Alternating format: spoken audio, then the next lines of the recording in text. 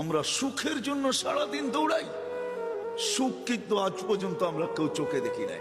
দেখছেন না, নারী বলবে না পুরুষ বলবে, না সন্তান বলবে না বাবা বলবে। কেন জানেন? সুখ আসে রহমতের চাদর আসলে, চাদর দিয়ে যখন ডাকা হয় তখন সুখ আসে। আল্লাহর রহমত ছাড়া সুখ আশা করা যায় না।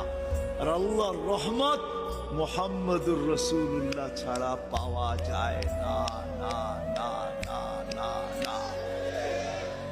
যদি বলেন প্রমাণ, আল্লাহ ইঙ্গিত দিছেন, আমার বন্ধুর উপরে একবার তুই দুরূদ পড়বি, দুরূদ ওই ব্যক্তি পড়তে পারে যে আল্লাহর রসুলকে ভালোবাসে, মহাব্বত করে, আল্লাহর রসুলকে অনুকরণ করে ওই দুরূদ পড়তে পারে। আল্লাহ বলে একবার পড়বি, 10টা রহমতের চাদর দিয়ে তোকে আমি ডাকবো।